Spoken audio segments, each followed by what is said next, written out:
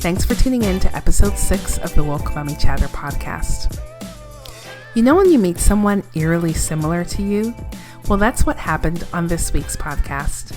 Bellamy Shoffner is a mom, social justice writer, and photographer living in Charlottesville. And as we speak, she's in the midst of preparing to launch her new magazine called Hold the Line. This is a magazine with an amazing mandate, and I'm quoting here. It's being launched for families who support people of color and LGBTQ communities, for people who are defying gender norms, working to combat mental health stigma, and the abhorrent uprising of white supremacy. That white supremacy part is what I spoke to her about. Bellamy and I are talking holding the line against hate. This is one of my favorite conversations so far. Bellamy, thank you so much for agreeing to talk to me about your new magazine and life, But I wanted to start off the bat because you mentioned you're in Charlottesville, and I wanted to talk about, we all saw and we watched in horror as those alt-right protesters were just marching through the streets like it was nothing. How did you deal with that? What were you there? Were you part of the protest? What did you do? I was not there. A lot of people that I really love, and my good friends here, were there. I have some medical concerns, and I just didn't think it would be a good idea for me to go out there. But after the torch rally that they had on Friday night, that Saturday, it was just scary. We didn't know if we could leave the house. We didn't know, my kids stayed in the house for 3 days, I think, after that, because we just weren't sure. And we knew that some of the people were still here. And I think the hard thing for those of us who live here is that most of those people, most of the white supremacists came from other cities. And when we did go out that Saturday, I saw the 15 passenger vans and a lot of the things, because they kind of bust themselves in. So it really was sort of this, it really was something that happened here, but something that's not indicative of what Charlottesville is. And even though Charlottesville has a kind of sordid, terrible history, I've never have felt that I was surrounded by white supremacists until they came. And so it was, everybody thinks that it's Charlottesville, but it's really not Charlottesville. These are people from all over our country that came here and just happened to have their rally here, but they really weren't from here. Yeah, there were people who came from Canada as well. Yeah, which is such an extra step to take to spread your hate. And it's yes, cross the border to spread your hate. So it was scary, and I spent the whole day just kind of worried about my friends that I knew were there. And you said that your kids, they're young, and they were housebound for 3 days because you didn't want to take the risk to take them outside. How did you explain that to them? I didn't come out right and tell them why we weren't really going anywhere. But it just happened. I did tell them that there were, some bad people in town and that sort of thing, but I didn't expressly say to them, we're keeping you in the house because of this. And also because part of that is sort of my anxiety surrounding it. And I'm sure they would have been fine had we gone somewhere. But there were lots of, I don't know if they were rumors or true, but there were lots of things about people getting jumped and, there just was. So there was more going on in the days afterward, and I just wasn't sure. So I didn't tell them a whole lot because they are young, and I like any mom, I want to protect them as best I can from this kind of craziness. Well, that kind of leads us into talking about your magazine, Hold the Line, and it's essentially Hold the Line against racism, and looking at how social justice issues intersects with the challenges of raising kids, right? As a parent of color, as a Black parent. For your 6-year-old, your 3-year-old, you can kind of they won't understand. They don't know what's going on. But at 6, my son is 7, and at 6, they kind of have an inkling. He understood. He knows about Trump, and he understands. So how do you explain to your 6-year-old, the things that are happening, not just the protests in Charlottesville, but how do you talk to him about these issues? One of the reasons I wanted to start Hold the Line is because I don't know the answer to that. I don't know the best way to talk to him about these things. I don't know the best way to keep him from becoming a part of these stories. And I don't always, I don't always know what to do. And I think one of the good things about opening up the conversation and talking to other people and just letting it out and saying, hey, I don't know, like, what do you say to your kids? And, how can we approach this? I think there's so much value in not thinking that we have all the answers. Because really, to date, a lot of my plan has been avoidance and talking to them. Because I'm terrified. Like, they're young Black men. And, the older they get, the more scared I get. And I don't know how best to separate my emotions and my fear from the reality and sort of the facts that they need to know to be able to move throughout this world as it is. And the other thing that I do is I sort of crowdsource some of that information. We have this co-op that they go to, that my older son goes to, and it's great and wonderful, and it's full of a diverse families who have come together in the name of providing an educational space for children of color. So they can go. So he will go there, and they are more comfortable talking to him about a lot of the things that I can't talk to him about, and I'm not ashamed to. I'm not ashamed to admit that, and I think it's valuable for them to get that information from other places too. Sometimes it's helpful to have that distance, to not have that, real strong emotional connection, to explaining things like that are really difficult. I think we're all in the same boat. I mean, you're saying you don't have the answers, and I certainly don't have the answers. I don't know how to talk about. It's a very thin line, I find. Like, it's a really fine line to tread, because for me, it's important that I talk to my kids about the issues that are going on in the world. And I'm like you, I have been avoiding it. I mean, I listen to the radio, we listen to the news all the time in the car. And so if they hear things, they'll ask questions. And there was a period where, my son had asked me, why are police officers bad? And I didn't realize that he had picked all that up. And he has always just idolized, like, police officers. Like, he would go up to random cops and shake their hand. I'd be driving in the car, and I'd have to roll down the window because he wanted to, like, wave, And so for me, like, that was a real shock, because I thought, like, it's so black and white for them. They don't understand the gray. And so I have been much more careful about what news I'm listening to around us. We play a lot more music in the car now, which I don't even know if that's better, because now he knows all the pop songs. But I don't know. It's it is difficult. I don't think I've met one mother who knows the answers. And I will say, the thing that I find interesting, and what kind of challenged me and made me talk to my kids more, is I have a friend who's white, and she said to me, she's like, I talk to my kids about race all the time. And I thought, you do? Because I don't. And I just thought, well, you know what? Like, it's 2017. We're living in this age where you can't get away from it. And why don't I talk to my kids about race? So I did started to talk to them, but I'm afraid that I have to be very careful, because I don't want them to be on the other side, I don't want them to kind of generate their own kind of,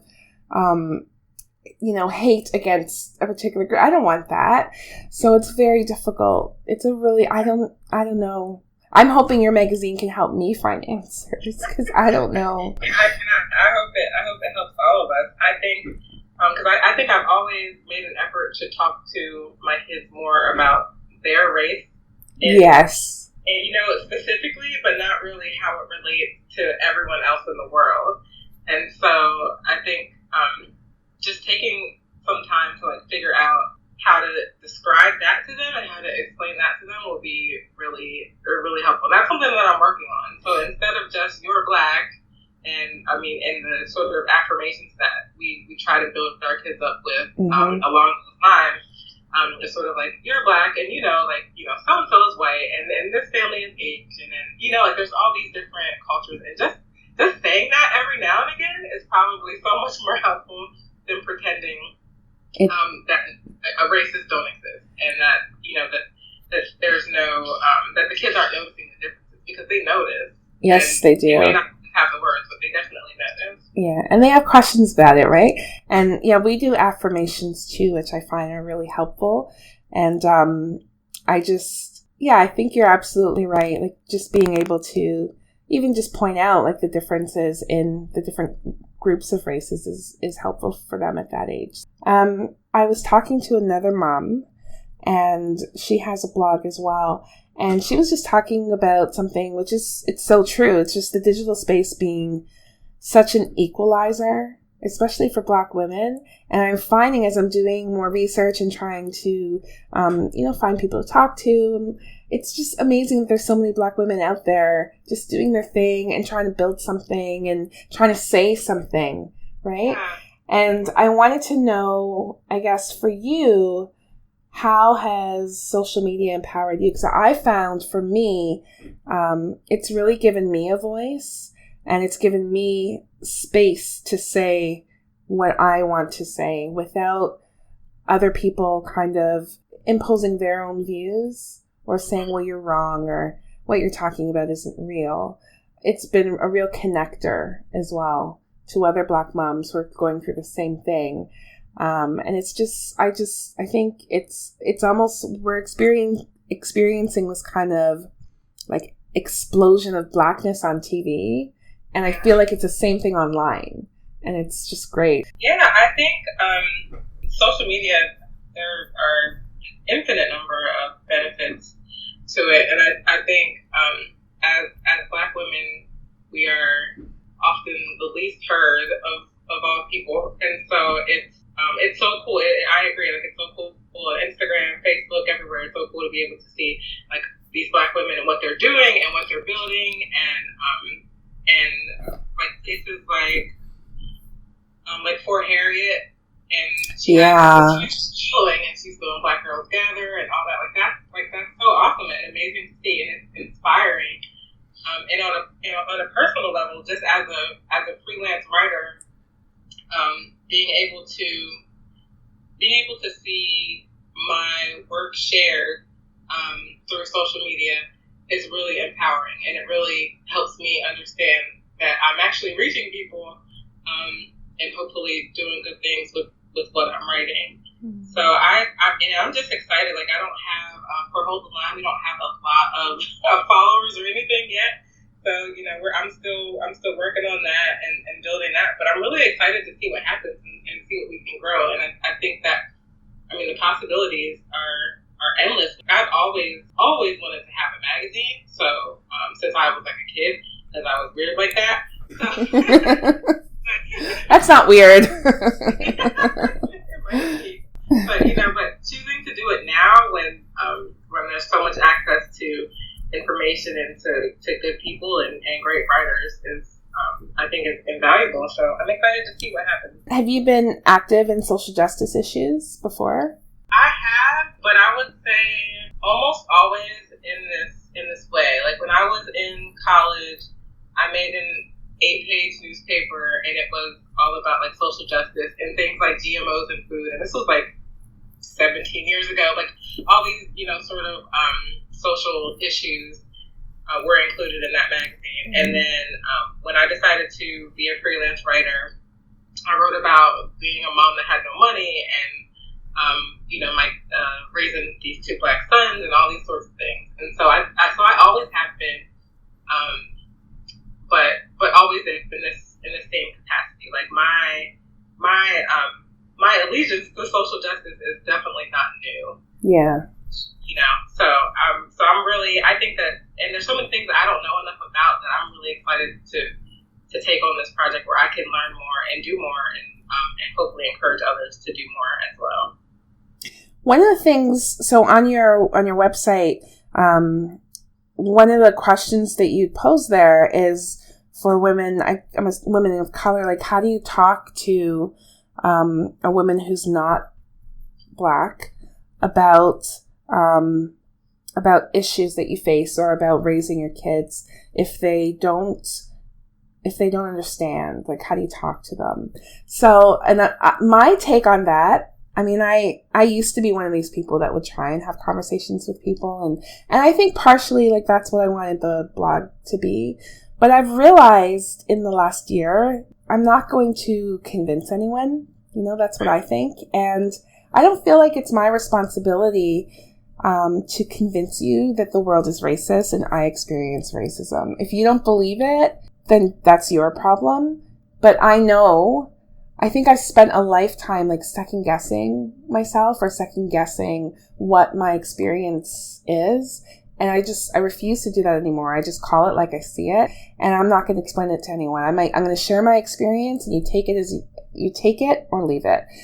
What's your take on it? Just recently, we were doing a photo shoot for Hold the Line, and so I was kind of calling all my friends together and saying, hey, will you come out and let's do this photo shoot? And I messaged one of my friends, and she responded, I'm sorry, I try not to get into anything political. And she is the white mom of a brown kid, and I said, oh, okay. That is political. yeah, right.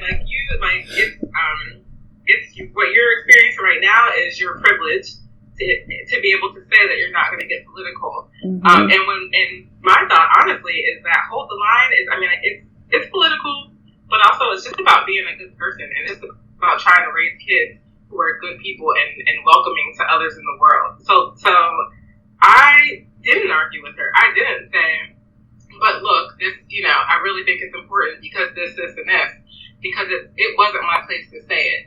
But I think the reason I asked that question for the magazine is, should someone who doesn't know or who doesn't feel that it's their place to get political, or who doesn't feel that the world is racist, or any number of other like social justice issues that we're going to eventually dive into, for anyone who feels that but happens to be reading it, maybe they'll see, maybe they will take an extra second when they see people's answers and just think and be able to turn it inward. So it's not really so much about us telling them, it's about putting the information out there, and if they read it and if it helps, then that's great. So but I don't argue with people, honestly. I just don't. I feel like I know better, and I feel like it's unfortunate when you encounter people who really don't want to do better and don't want to consider other people's sides of the story. But it happens all the time, and we can't drive ourselves crazy trying to fix other people. Your kids are still young, so what do you I don't know what I'm asking. I think it's more, how do you plan to protect them from the world? I hope to arm them with as much information as possible, so that they are ready and prepared. And I don't know, I actually am a homeschooler, and my son does go to that co-op, but I'm a homeschooler, and part of that is due to the likelihood that they will be mistreated in school because of who they are. And even I did attempt to send my son to school last year, and I had a hard time getting people to listen to me and getting people to hear, getting the administration to hear the things that I was saying and to hear the things that he needed. And so that was difficult for me and did not last long, because I believe that protecting them and giving them the best is ultimately my only job. And with the magazine, I hope that if we reach, even if the magazine just reaches my friends, then hopefully my friends are all getting information that they're going to share with their children, and then we're all going to do better and raise our kids to be more welcoming and more accepting of diversity and all of that. So I just feel like that's my goal. Like, I don't know how else to protect them. We're in a city where they are many times more likely to get arrested as teenagers than their white counterparts. And that might be true in most cities, but I wrote about this city, so I know about this city. And so I don't know. I just think there's so many things that we have to teach them that it's just about arming them with information. Do you think, as Black parents, as a Black mother, that you have to give up more of yourself? So more of maybe what you want to do or what you wanted to accomplish to be there for your kids? I think it's more crucial in many ways that my children have the presence of their mother and their father often. I think that, like, statistically it's been proven. And so I do think it's important, but I do also think it's important for me to find the line. Like, when I say my only job is to educate them and protect them, I mean that in sort of the most biological sense. Like, if I only do one thing in this world and one thing in this life, then it's going to be to teach my kids to protect themselves. But obviously, I'm working on doing other things too.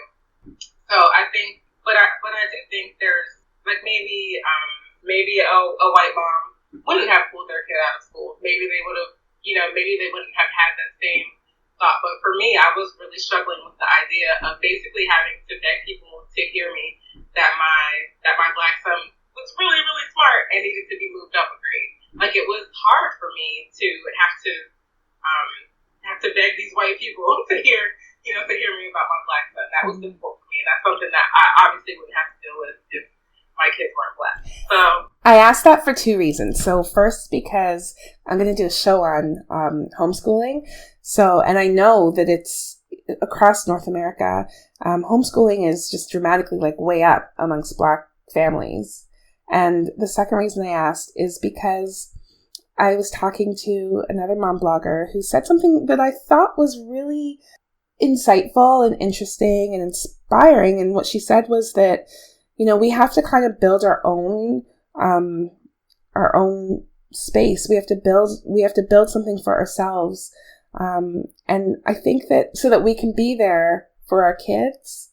And I think that what I found interesting in that is that I feel like white women have been doing that for a while.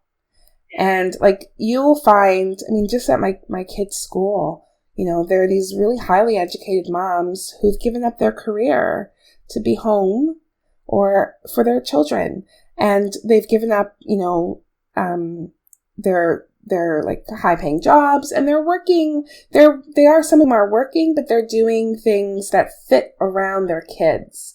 And I feel that speaking personally, I think for Black women, we work so hard to get where we get. It's like, I don't want to give all that up, but I feel like, but more and more, I'm beginning to feel like I need to be present for my kids. And it's based, even here in Canada, the statistics are shocking. The number of Black kids in care, the number of Black kids who don't graduate high school, the number of Black kids who are streamed into we have different streaming. So advanced is the university track, and general is not. And you can guess where the Black kids fall. So I just feel like I need to be there for my kids. I need to be present. And more, it's an expectation that at the school that a parent's there. Like, I got an email from his teacher this morning at 8 a.m. saying, "Oh, we're having a dance-a-thon at the school. It'd be great if a parent could make it." And it's like, if I was working, I can't just, "Hey, I gotta go. Sorry, my kid's having a dance at the school and the teacher wants me to be there," But I feel like white women have been doing that for a while, and they've been doing it very well. And I think Black women are kind of now waking up to the fact that we need to kind of create something for ourselves so that we can have space for our families as well. Yeah, I agree. I think there are typically so many other things stacked against us. Like, it has always been my goal to homeschool.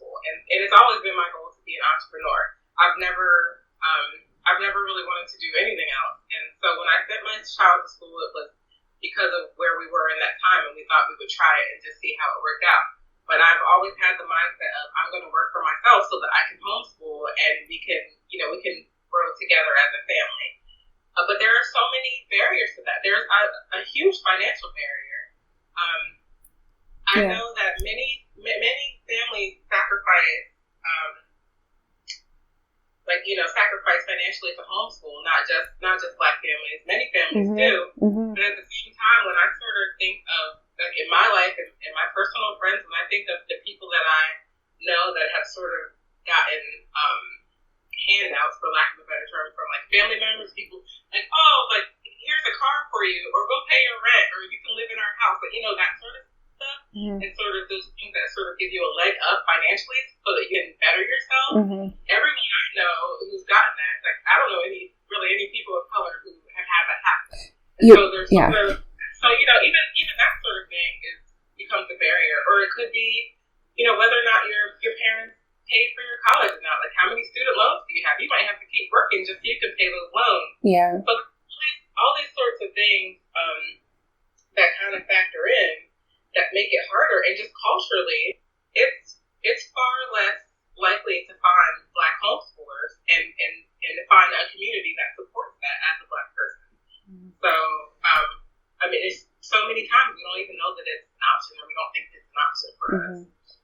You, what you're talking about is that generational wealth that allows mainly white people to be able to do things like homeschool their kids or stay at home, right?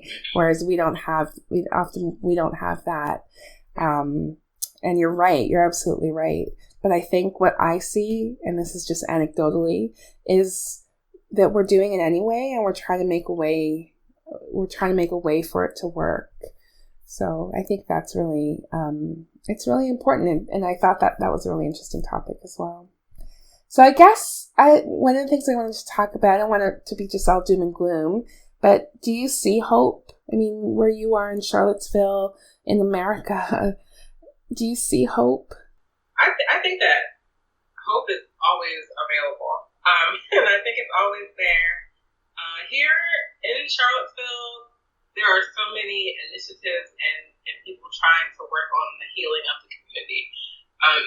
And there are lots of people here that are suffering sort of like PTSD, like continuing to suffer from what happened over the summer. And not just on August 12th, but there were also other rallies and things like that were going on. I think that here I can see the efforts. I can see people trying, offering free therapy and free acupuncture and all these sorts of things to try to get people in and focus on self-care.